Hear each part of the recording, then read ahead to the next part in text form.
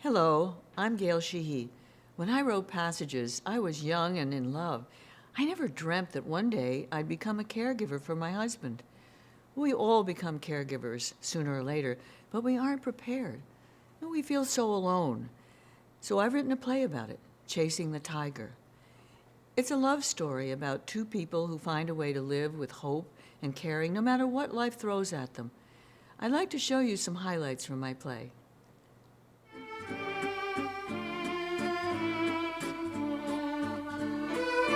I met Clay Felker when we were both working at the Herald Tribune. He was a big shot editor, New York Magazine. I was in the women's department, the estrogen zone. But somehow we met and collaborated on many stories, and then we had a whirlwind courtship, 17 years.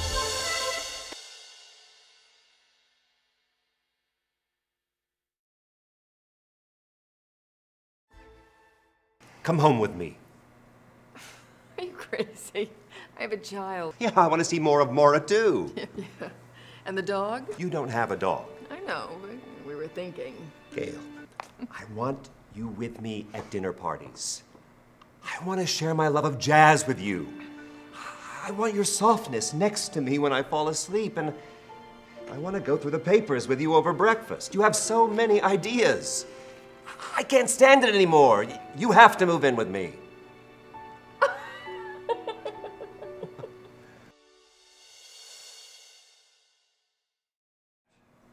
Hello? I'm sorry, who is this? Dr. Gold.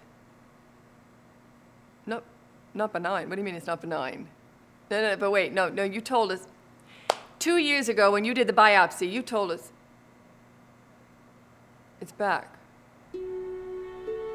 So, it was cancer all along?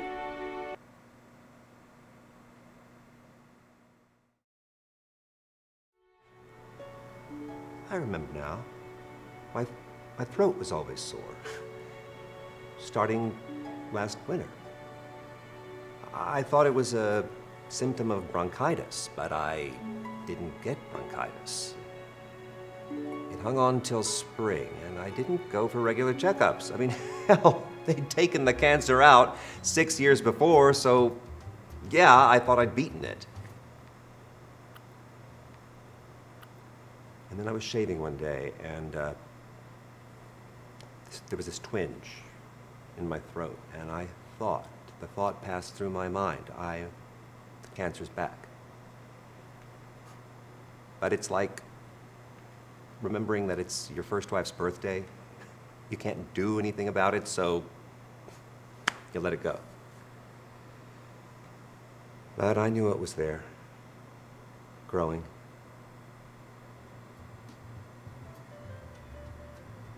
You knew.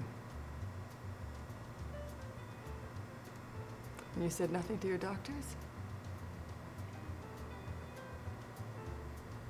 Why didn't you tell me? I didn't want to be old for you. I was afraid you'd leave me. Never.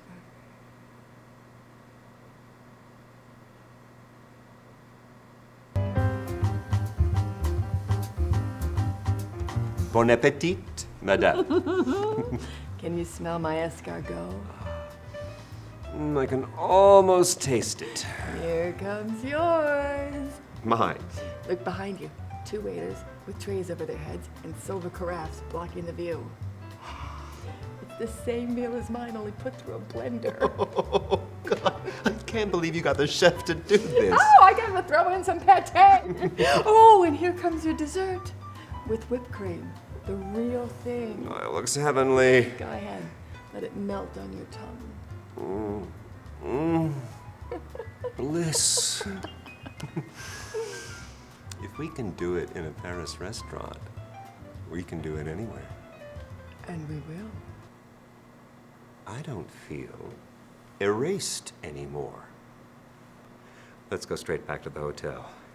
Oh, you're back.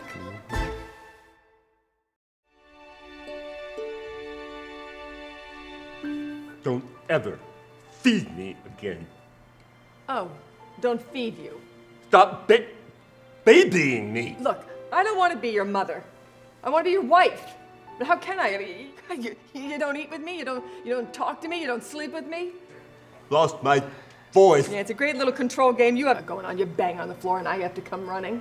Then you won't let me help. Okay, fine. I need to take out the feeding tube. Ah!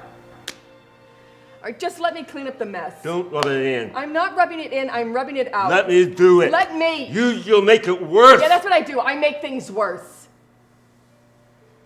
Not angry at you. That search Oh, God. SOB stole my voice. He didn't steal your voice. Then who did this to me? I did it. Did what? I gave him the consent Consent. For what? to take what he needed to take. My tongue. The cancer in your throat.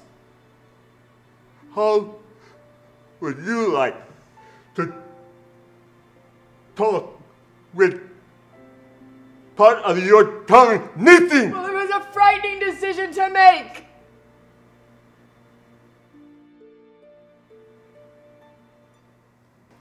Cancer-free again. Clay is invited to teach in California. It's 8 years reprieve. Then, a third battle. This time your chemo, his body starts to falter. It's a double pneumonia. Pulmonologist takes me aside. He says, the pneumonia is chronic. He says, next time he gets pneumonia, don't send him back to the hospital.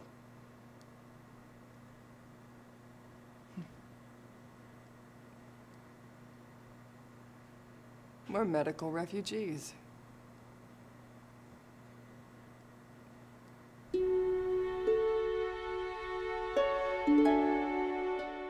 you know what's wrong with you, Clay? No. No, No. I'm not surprised. I'm cancer-free now, right? So why can't I walk, talk, like I used to, eat what I like? What are your goals for this stage of your life? What makes it worth living? Gail. Your wife? What else? I need to get out in the world, see what's going on. What is your biggest fear? Ending up back in the hospital. Palliative care is all about keeping people with chronic illness out of the hospital. But here's the important thing. We make decisions together. Right? The three of us. Okay? Why didn't we know about palliative care before? Palliative care is support for living with chronic or serious illness. And you don't have to give up medical treatments. In fact, I think the best thing to do is start you on antibiotics to treat your pneumonia. All right, let me walk you out, doctor. I've been caring for Clay for, I don't know, 17 years, but I don't know how to do this. We'll walk this journey together.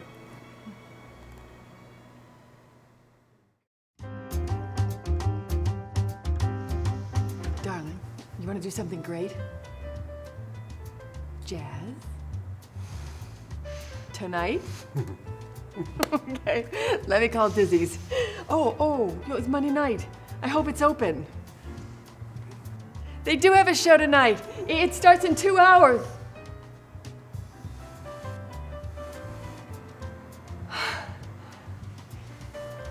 Let me put a little tinted sunscreen on your face.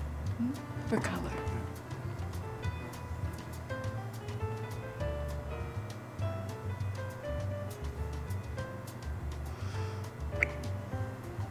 And take a look. Now, how's that for handsome?